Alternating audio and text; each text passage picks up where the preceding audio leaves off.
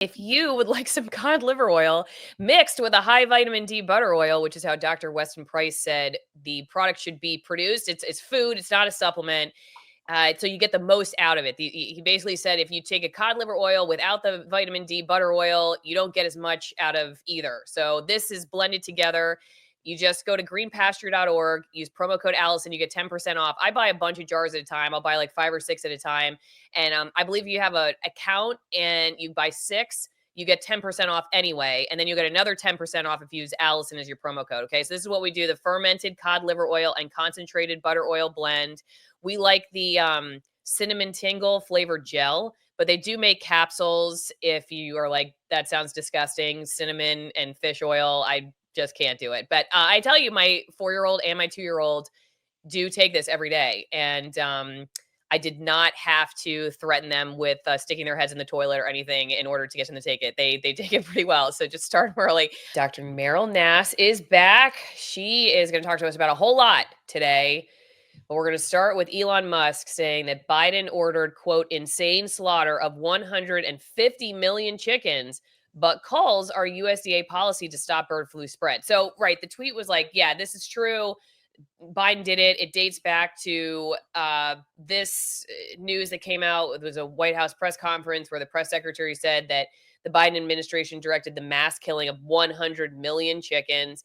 And so the news is trying to contextualize this, saying, okay, yeah, I mean, it was a Biden administration, but look, it's USDA policy. This is what you do. Birds are infected, and then you just kill all of them, which I have to say, having interviewed Joel Salatin does seem like kind of a crazy policy. And I'm curious what you think, Dr. Nass, because, he's this famous regenerative farmer, and he was allegedly tapped to potentially run the USDA, though I question whether that was ever going to happen because he's just too smart. It seems like, to get into some of these agencies. But he No, said, hey, I think he was tapped to be an advisor to the advisor. USDA, Yeah. not to But run it. anyway, Never either to way, run it. I don't think he's heard anything since then, at least since he came on my show. But that said, one of the things he brought up was, okay, you have these birds, some of which are infected and die, or whatever this is, and then some that live. And in his brain, it seems common sense to look at the ones that lived and maybe wonder why, and potentially breed them because they survived whatever this is that's killing all these chickens. But instead, we kill all of them. It doesn't sound like a very friendly process how we kill these chickens. So I guess I just want to start with, since this is trending right now, that okay, yeah, this was, first, I guess, the number, and blaming the Biden administration. I'm assuming this predates this idea of culling all these animals in the name of whatever it is, predates the Biden administration. But I'm curious what you think about this ideas first. But you've been writing a lot about bird flu, where we're at with it. The Netherlands have just started a vaccine pilot program. But let's just start with the killing, because people are going to the grocery store, they're looking at the egg section. I'm the most popular neighbor on my block. I'm getting orders for 13 to 20 dozen eggs a week. I only have 26 chickens. I can't keep up with it all. So the idea of killing them all in the name of bird flu, what's your thought on that? Okay. So Joel Salatin is, of course, right that you breed the survivors because you hope that that they have a genetic trait that has caused them to survive, and that you can capture that genetic trait, without even having to sequence their genes or identify which one it is, and then breed flocks that will avoid getting bird flu. Okay, so of course he's right. Now, what happened is that bird flu, and so it's an influenza A in the same category as human influenza. There are versions of it that affect chickens and other forms of poultry and wild birds. And we've known about the chicken flu for a long time. I'll call it bird flu going forward. But in 1997, we found out that it could be spread from poultry to humans, and that at that point in time, it caused 50% of the humans that got it to die. So it was immediately considered a very, very dangerous potential zoonotic illness. A zoonotic means spreads from animals to humans. And also the people who are worried about biological warfare and who are really big on biodefense, pandemic planning, et cetera, said, oh my goodness, this is one of the things we really have to worry about. And they developed a whole industry to fight against bird flu. It started in Hong Kong, That was the first time we found it, spread to humans, and there were about 6 humans who died in 1997. And then over subsequent years, it would erupt in Southeast Asia here and there. And it probably had been going on for many years and had never been noticed before. But it was noticed. And over the ensuing years, so from 1997 to now, bird flu affecting humans has been identified about 1,000 times. 1,000 humans. And it's never been proved to spread between humans, although there's some cases where there are multiple cases in the family, and so it's not clear whether they all got it from the same chicken or whether they spread it to each other. But it's never spread outside these small, tiny groups. And in fact, in all that time, there's been about 460 something people who have died, and that's it. So less than 20 per year human beings on planet Earth that we know about have died of bird flu, which makes it a very minor illness in the overall scheme of things, when millions of people a year are dying from tuberculosis, HIV, malaria, and heart disease, strokes, etc. But an inordinate amount of attention has been placed on bird flu, and many vaccines have been developed to cope with bird flu. The problem with that approach, there are many problems with that approach, but one is that the bird flu keeps mutating, so you can't keep up with it with vaccines, just like with COVID. Vaccines are not a good idea. You can't develop a safe and effective vaccine quickly enough, and then it'll mutate again into something else. And so some countries have attempted to deal with bird flu outbreaks by vaccinating chickens.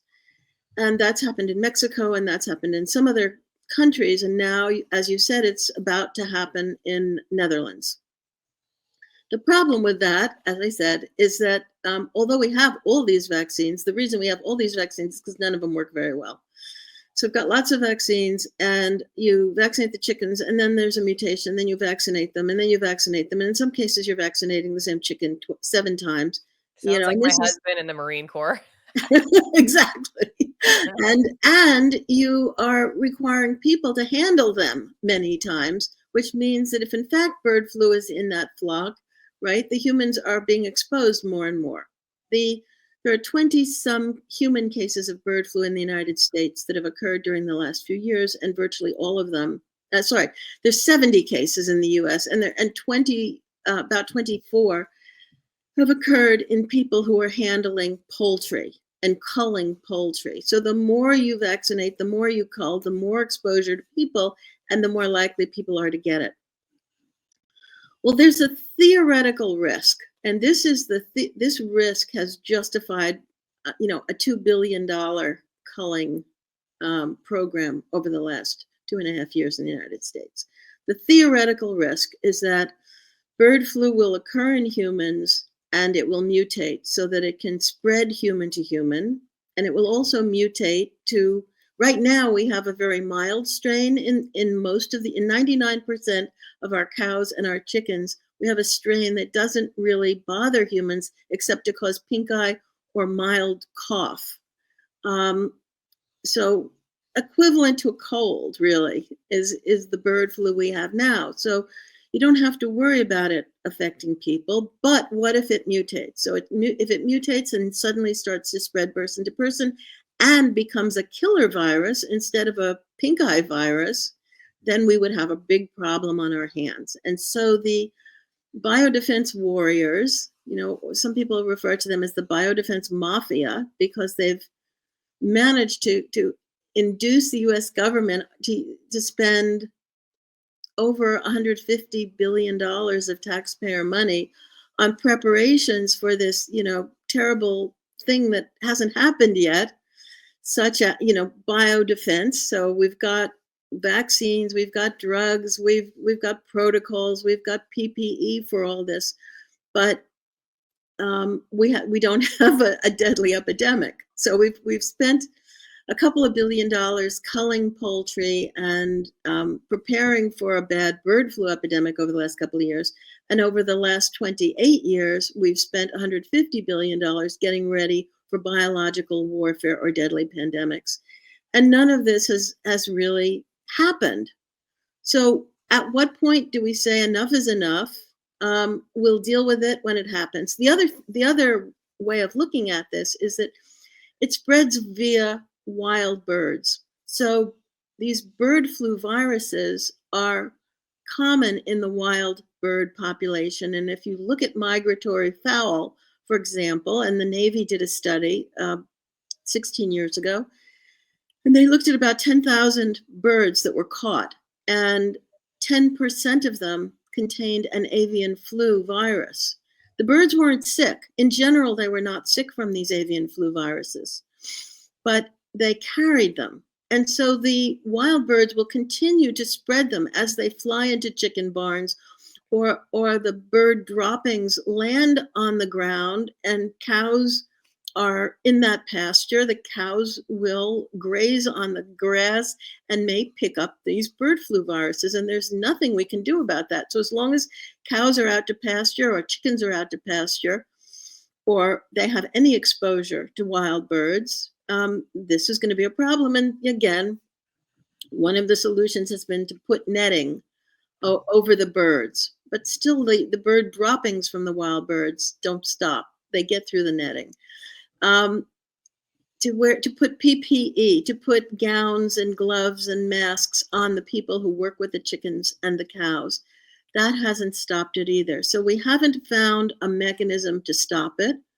But at this point in time, we don't need to stop it because it's only causing pink eye. Now, what about people who eat the food? What about people who eat the eggs? No one's ever gotten sick from eating an egg from an infected chicken, infected flock.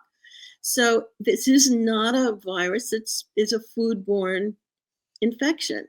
It doesn't spread from the food. So you're safe eating the eggs. And even the CDC and the USDA say if you cook the eggs, you're safe. It's probable that even if you have a raw egg, it's safe. But cook your eggs and you'll be fine. What about dairy?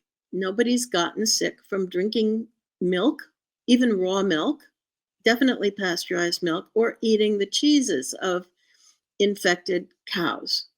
The cows get sick for a couple of weeks. The government, who has been reimbursing farmers for the culling, is not willing to start reimbursing to cull cows because a cow is worth, say, $1,000. A chicken is worth about $5. So if you start culling cows and paying off the farmers, there will be a beef shortage, but also it will be very, very expensive. So we know that the cows get over this infection in about 2 weeks. For a while, and it affects the udder.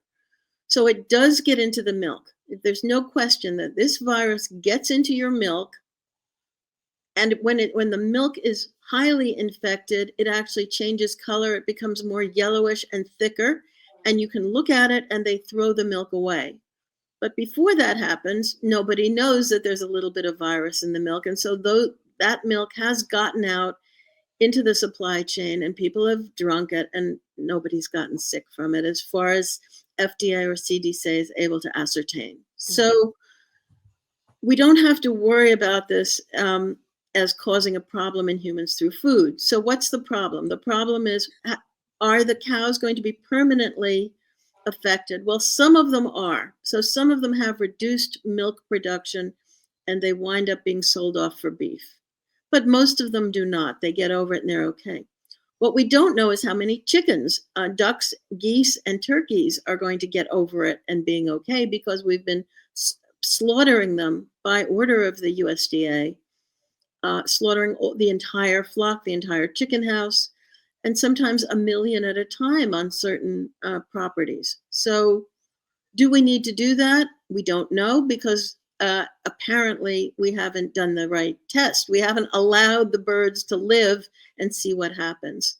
That is, I think, what is going to happen now. Now the Trump USDA is saying obviously we need to find some newer solutions. We can't just keep killing these birds. And so at the end of the Biden administration, about up to 1 million birds a day were being culled.